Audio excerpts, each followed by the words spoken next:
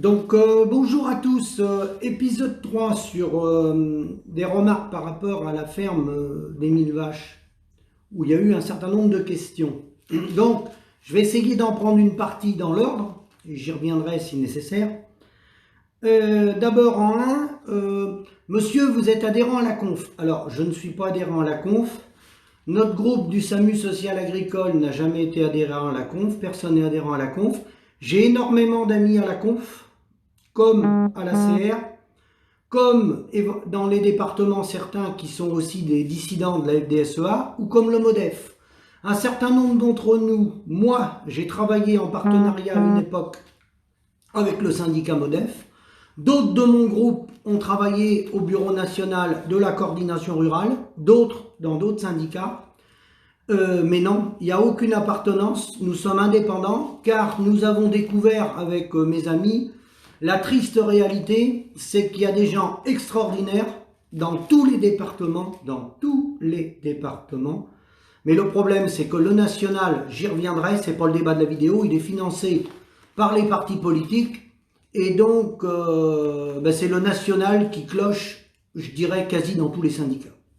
Donc, rien à voir avec la conf. La politique, monsieur, j'ai participé avec des amis que j'ai députés de mon département à des réunions lors de l'élection de Nicolas Sarkozy.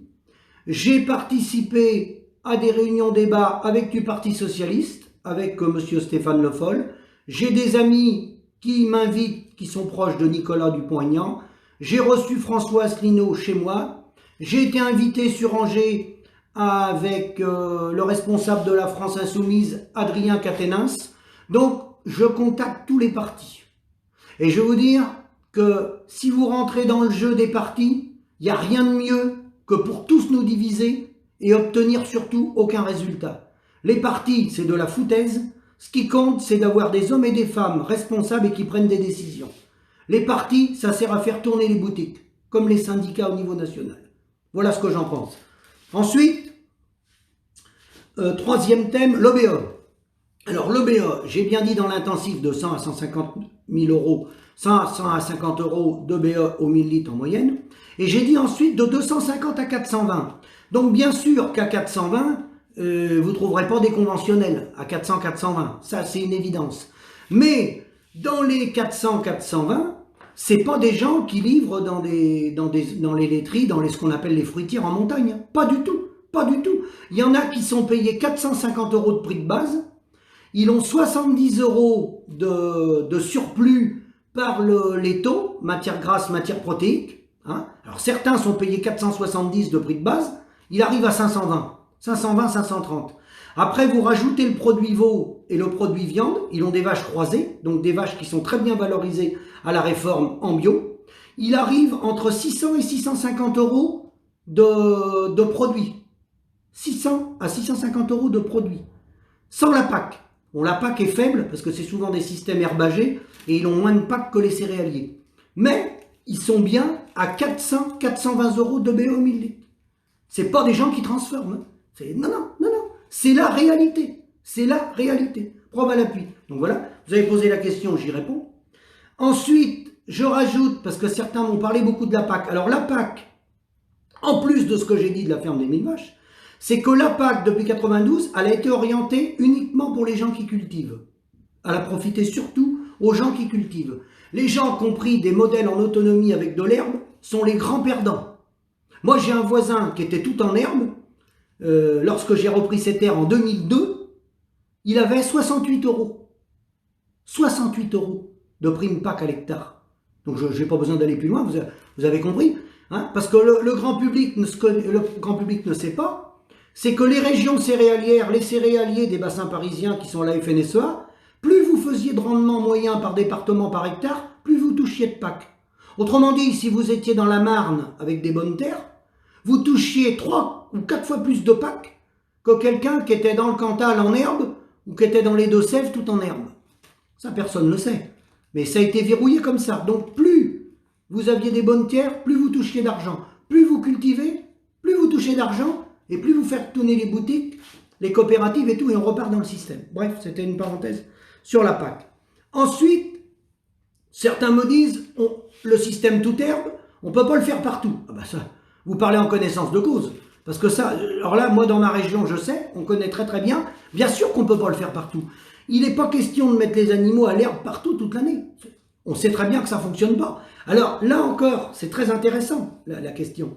Parce que justement, moi j'ai eu l'occasion, et j'ai toujours l'occasion, de voir des gens au niveau national. Et c'est là le problème que les paysans, il faudrait qu'ils se mettent à jour. Qu'ils se mettent à jour dans leur mode de réflexion. Parce que là, quand on parle qu'on ne peut pas mettre à l'herbe toute l'année, quand on prend un coût de production, il faut prendre un coût de production moyen pour qu'on puisse avoir de l'élevage sur tout le territoire, pour pouvoir avoir un tissu autour de nous, rural, et faire vivre les gens et que tout le monde vive en harmonie si les paysans gagnent leur vie, bien entendu. Et le problème que j'ai rencontré quand j'allais dans les réunions nationales ou à l'Assemblée nationale, c'est que les politiques ou les industriels, et malheureusement le syndicat, ça c'est le pire, c'est qu'ils prenaient le moins-disant. C'est-à-dire qu'ils prenaient des exemples des gens qui peuvent être à l'herbe quasiment toute l'année, c'est-à-dire dans la Bretagne, parce qu'ils ont de la pluviométrie, et ils prenaient la référence de ces gens-là. C'est pas la référence de ces gens-là qu'il faut prendre. Il faut qu'on puisse faire du lait au sud de la Loire aussi. Parce que si on peut faire du lait qu'au nord de la Loire, dans un premier temps, les gens qui sont au nord de la Loire, qui ont des coûts de production forcément moins élevés parce qu'ils ont des pluviométries, les bêtes restent à l'herbe toute l'année, hein, c'est facile à comprendre, ou presque toute l'année, bah, ils vont tuer les gens du sud, c'est ce qui se passe d'ailleurs. Et puis quand ils auront tué les gens du sud qui ont des coûts de production plus élevés, bah, eux ils se feront tuer par les Roumains ou les Ukrainiens. Voilà, c'est le système libéral, hein, de toute façon, on y arrive. Hein. Donc ça c'était ça, l'herbe partout, j'ai jamais dit que c'était possible, on est obligé de faire des fourrages pour complémenter. D'ailleurs je l'ai dit, les modèles herbes sont plus économiques, mais on est obligé de faire des stocks pour l'été. Moi, je considère qu'on a 2 hivers maintenant. On a l'été où il faut nourrir, et puis on a l'hiver. Donc voilà. Et surtout que l'été, il y a les canicules, de pire en pire. Donc ensuite, si tout le monde part sur un système tout terme, ça va être une catastrophe. On ne pourra pas nourrir le monde. Alors là, ça m'intéresse beaucoup. Ça m'intéresse énormément. C'est là la grande divergence que j'ai avec certains commentaires que je peux voir sur les réseaux. Nourrir le monde, nous, nourrir le monde avec moins d'1% de la population mondiale, avec un territoire de 550 000 km², nous, on va avec 27 millions d'hectares cultivables. D'ailleurs, je rappelle qu'il y a quelques millions d'hectares qui sont non cultivés.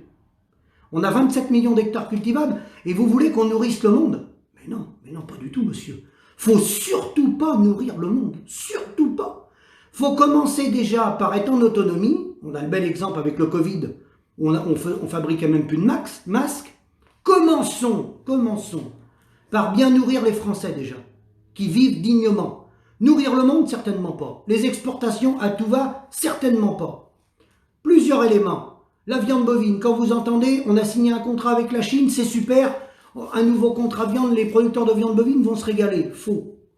Les produits laitiers, une partie des produits laitiers qui sont exportés ne rapportent pas à l'agriculteur, ça rapporte à la coopérative, à l'agro-business de l'agroalimentaire. Ça, c'est une erreur énorme. Tous les gens croient qu'il faut exporter. Non, je vais y venir en fin de vidéo, c'est pas ça qu'il faut faire. Donc ça, nourrir le monde, certainement pas. Et alors, pourquoi pas nourrir le monde? Ben justement, c'est là que j'en viens, c'est le plus important. C'est qu'il y a 2 modèles dans la vie. Soit on n'est que sur le business et qu'il n'y a que le business qui compte, soit on raisonne humain. Et moi, je raisonne humain. On fait des échanges, oui, mais réciproques. On s'appelle le monde agricole, on nous dit que nous sommes une filière. La filière lait, on parlait de la ferme des 1000 vaches. La filière viande, la filière volaille, la filière porc. Une filière, mesdames, messieurs, c'est une addition de valeur ajoutée. Donc moi je dis, c'est un très beau projet une filière, à condition que tous les maillons de la filière y gagnent leur vie. Sauf que là, quand je vois des commentaires en disant « Attention, catastrophe, ce monsieur-là est un écolo, il est proche de la conf, il veut produire moins. » Oui, je veux produire moins. Oui. Je vais même aller plus loin. Il faut peut-être même fermer des élevages. Je veux dire pourquoi. Parce que moi je vais vous parler bilan. C'est le bilan qui m'intéresse, moi. Mes chiffres, c'est MSA, Mutualité Sociale Agricole, et l'INSEE. Quelle est la réalité? Les suicides, vous le savez, je ne vais pas revenir dessus, il y en a 2 par jour. Mais ce qui compte, c'est le résultat économique. Nous sommes des agriculteurs, des chefs d'entreprise. La plupart d'entre nous, on travaille 7 jours sur 7. Dans les revenus agricoles, il y a des horticulteurs qui produisent des fleurs, qui vendent des fleurs, il y a des pépiniéristes, il y a les céréaliers, il y a les éleveurs, on parlait de la ferme des 1000 vaches, il y a des gens qui font de la volaille, des cochons, etc., etc., producteurs de vin. Je rappelle que dans les revenus que je vais vous donner, il y a également les entrepreneurs agricoles et les maraîchers. Le bilan, c'est quoi? 70% des agriculteurs ont un revenu inférieur au SMIC. Salaire minimum interprofessionnel de croissance. Vous savez pourquoi ils l'ont appelé de croissance d'ailleurs? Ils ont enlevé le C. En 1950, c'était le salaire minimum interprofessionnel garanti. Mais dans le monde libéral, il ne faut pas de garantie. Les libéraux, ils ne veulent pas de garantie. Ça n'existe pas, la garantie. Eux, il faut mettre les gens en compétition en permanence pour qu'il y ait de l'instabilité. Parce que de l'instabilité, ça donne peur aux individus, ça les met en compétition, puis ça permet de faire travailler des gens à pas cher et des exploiter. Donc on a remplacé le G par un C de croissance. Donc quand il n'y a pas de croissance, rentrez à la maison les gars, vous mangerez des cacahuètes. Très important. Donc je continue. 70% moins du SMIC. 40% revenus inférieurs au RSA. Le RSA. Et vous voulez qu'on continue de cultiver les terres, de mettre des engrais chimiques à gogo, de produire au maximum, de remonter des élevages intensifs, de monter des fermes des 1000 vaches pour exporter à travers le monde. Avec 70% des gens qui gagnent moins du SMIC. Je vous rappelle qu'on est des chefs d'entreprise. Là, le bilan, il est très clair. Un métier comme le nôtre, on devrait être 100% de revenus au-dessus du SMIC. Au-dessus du SMIC. Personne ne devrait être en dessous du SMIC. On est des travailleurs indépendants. Vous imaginez, avec les risques qu'on prend, l'investissement des capitaux, travailler le week-end, travailler la nuit pour une partie d'entre nous, là surtout en élevage. Voilà le bilan. Alors ensuite, c'est pas tout. C'est pas tout. Là, je termine. 70% en dessous du SMIC.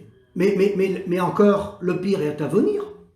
C'est que les gens qui font ces commentaires-là, faut qu'ils informent les Français. 70% des Français payent l'impôt indirect, c'est-à-dire en faisant les courses, la TVA, etc. 70%. 30% payent des impôts directs. Mais n'oubliez jamais qu'avec ce modèle tordu qui a été mis en place de libéralisme à tout va pour mettre les agriculteurs en compétition, mais nous devons de l'argent à nos compatriotes qui payent des impôts et à nos frères et sœurs.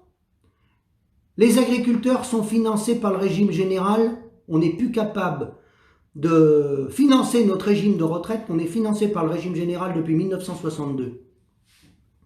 On est financé par la politique agricole commune, que j'appelle prime pour l'emploi, depuis 1992. On nous donne des primes à l'hectare car on n'est pas capable d'avoir des prix adossés à nos coûts de production. Une partie d'entre nous ont le RSA depuis 2007. Et maintenant, il y a la prime d'activité. Et vous voudriez qu'on exporte à travers le monde. Mais c'est une plaisanterie. Une plaisanterie. La pauvreté, elle n'a pas assez duré. Donc moi, ce que je propose, puisque le modèle ultralibéral, je viens de vous le démontrer, il n'est pas efficace. La preuve, ils ont remplacé le SMIC, qui se terminait par un G, par le salaire minimum interprofessionnel de croissance, pour mettre les gens en compétition. Eh bien, il y a deux grands modèles. Il y a deux grands modèles. Il y en a un, c'est le modèle ultralibéral, c'est celui qu'on a actuellement, puis il y avait le modèle communiste. En 1948, le 23 mars 1948, il y a 53 pays qui se sont réunis à La Havane, à Cuba. Et ils l'ont créé, c'était en route depuis 1947, mais ça a été signé le 23 mars 1948, ils ont créé la Charte de La Havane. La Charte de La Havane, c'est quoi? C'était des échanges réciproques, c'est-à-dire que les pays qui avaient des industries puissantes, par exemple quelqu'un qui était capable de fabriquer les avions, il vendait 10 avions à un autre pays, il en fabriquait 5 chez lui, mais il en faisait fabriquer 5 chez le pays à qui il les avait vendus. Pourquoi ça? C'est pour ne pas déséquilibrer les écarts entre pays, les écarts de richesse. Que les pays les plus pauvres, il n'ait plus d'industrie, il n'ait plus d'agriculture, il n'ait plus rien du tout, il n'ait aucune technologie, il soit complètement sous la domination de ceux qui déjà avaient pris de l'avance de par les technologies. Et bien sûr, celui qui a la technologie garde sa licence. Cette charte de La Havane, ça n'a rien à voir avec Cuba. Les 53 pays qui ont voulu créer la charte de La Havane, ceux qui connaissent la politique vont savoir de quoi je parle, ça s'appelait les non-alignés. Les non-alignés, c'est les pays qui s'étaient regroupés pour suivre ni le modèle soviétique communiste, ni le modèle américain ultralibéral. C'était un modèle entre deux, qui était une économie de marché, mais avec des panneaux de signalisation. Ça s'appelle une régulation. Il a tombé à l'eau, notamment, pas que, mais notamment sous la pression des Américains, qui le trouvaient pas assez libéral. Voilà. Voilà. Donc, il existe des alternatives, c'est certain. Je pense qu'elles vont venir. Il faut être positif, il faut aller vers le positif. On trouvera des solutions. On ne peut pas avoir des déséquilibres permanents comme ça, aussi importants entre les peuples et entre les métiers. Il y aura forcément à un moment donné quelque chose qui va se passer. Par quoi ça va venir, j'en sais rien. Mais de toute façon, ce modèle ultralibéral ne fonctionne pas. La mise en compétition mondiale des êtres humains a un impact sur l'environnement, a un impact sur la santé des gens, a un impact au travail, parce que vous pouvez le vérifier, la plupart des gens sont en arrêt maladie. Donc, ce système, il est au bout. Il est au bout. Mais alors, je tenais à répondre à ça. Nourrir le monde, alors là, surtout pas. Nourrir le monde, surtout pas. Parce qu'avant de nourrir le monde, il faut commencer par respecter les producteurs et les rémunérer. Je répète, 70% revenus inférieurs au SMIC. On devrait être à 100%. Voilà. Donc c'est une première réponse, j'en ferai d'autres. À bientôt.